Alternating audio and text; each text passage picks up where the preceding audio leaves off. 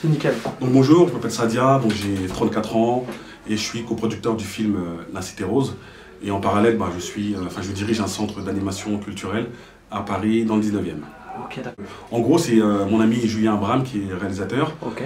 qui m'a sollicité pour qu'on puisse écrire ensemble une histoire qui raconte un petit peu la vie dans les quartiers de manière plutôt positive. Donc lui, il vient d'Enghien-les-Bains, donc des quartiers un peu chics. Ouais. Moi, je viens de Pierrefitte-sur-Seine, d'ailleurs de La Cité Rose, quartier un peu plus difficile. Et l'idée, c'était de marier nos deux vécus pour pouvoir écrire quelque chose qui décrit la vie des quartiers, ouais, avec un côté plutôt positif. Donc, on a écrit au début ensemble un pilote pour une série. Et ce pilote, donc à la base, avant que ça soit sur un format film, c'était un format voilà, pilote. C'était un format série plutôt. L'idée, c'était de faire une série avec 12 épisodes de 26 minutes. Donc voilà. Entre-temps, ce que j'ai oublié de dire, c'est que le projet est parti de nous deux, mais ce qu'on a du mal à faire des fois dans les quartiers, c'est de collaborer avec des gens. Donc là, ce projet, il est né essentiellement de collaboration. Il est né de collaboration en collaboration en collaboration. Donc du coup, c'est une collaboration entre Julien Abraham, bien sûr, et moi au départ. Kwame Abidono, Khalifa Doumbouya, Diop Koma, Jimmy Laporel-Trésor. C'est important de citer les noms parce que ces personnes viennent de villes différentes, de quartiers différents, ont des compétences différentes. Et je pense qu'à un moment donné, c'est ça qui a fait que le projet, en tout cas le pilote, a pu plaire. Donc voilà, donc du coup on a fait un pilote, on a commencé à démarcher les chaînes et éventuellement d'autres plus grosses prods. Et finalement, entre temps, on a une boîte de prod qui s'appelle Agathe Film Ex Nihilo qui a trouvé que le pilote était super, mais qui nous a proposé de travailler sur ce projet en long métrage. La démarche c'était aussi effectivement de montrer ces quartiers de manière plutôt positive, ouais, sans omettre le côté négatif. Parce que si on montre la cité avec que les côtés positifs, c'est la vie des bisounours, c'est pas la réalité. Dans les quartiers, il y a beaucoup de choses positives et des choses négatives. Et ça, on voulait qu'à travers ce film, on puisse montrer une certaine réalité, on va dire. Donc voilà. Et dans la démarche du film, on a souhaité aussi associer les habitants du quartier. Les habitants du quartier dans les comédiens, dans la figuration, dans, on va dire aussi, tout ce qu'il y avait autour du tournage, la sécurité, la nourriture, tout ça, ça a été, ça a été assuré par les habitants du quartier, par les mamans, par les jeunes, les moins jeunes. Donc on peut dire que dans la démarche du film, on a eu une démarche qu'on peut mettre dans l'économie solidaire.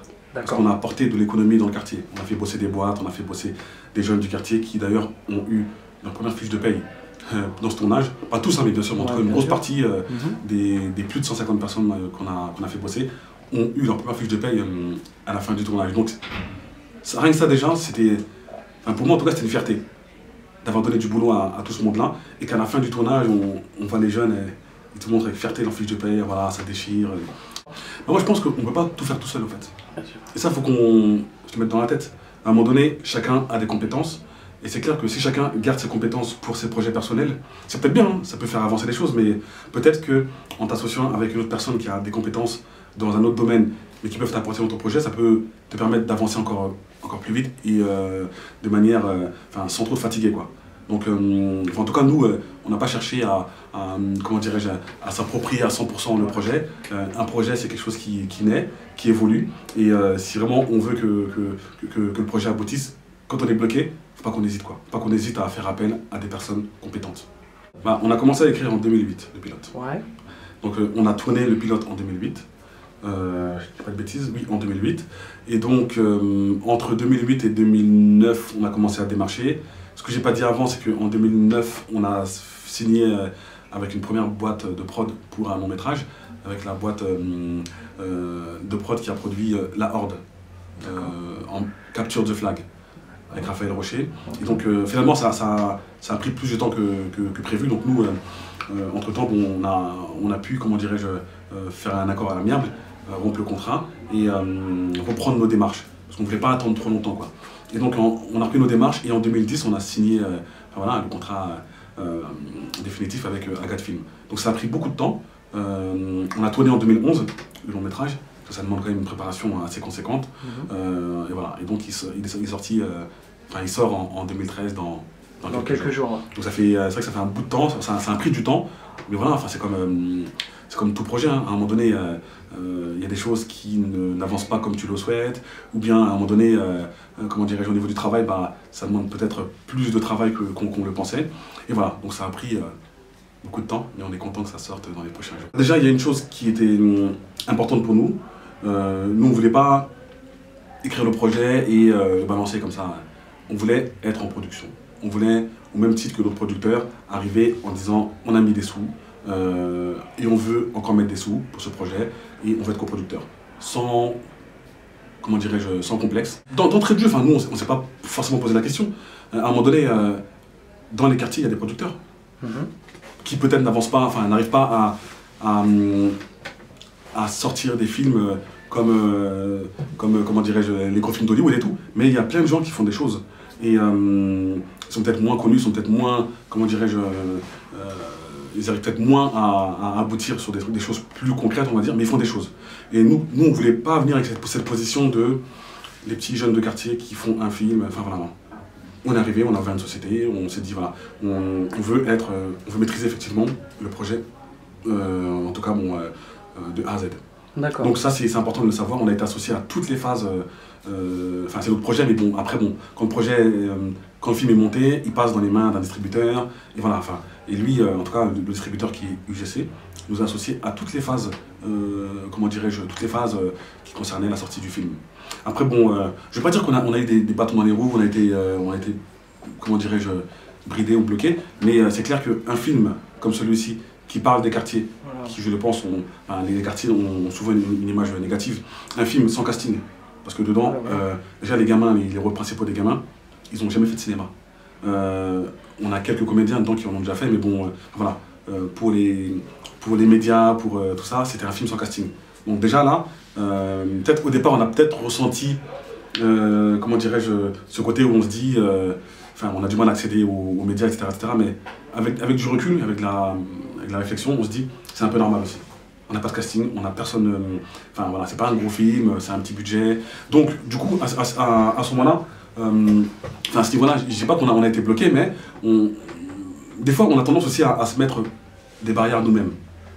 Il y a des difficultés, hein, il y a des barrières qui se mettent en place, tout, mais il y a aussi, des fois nous on a tendance à se dire voilà, bah, on nous boycotte ou je sais pas quoi. Là c'est pas le cas du tout.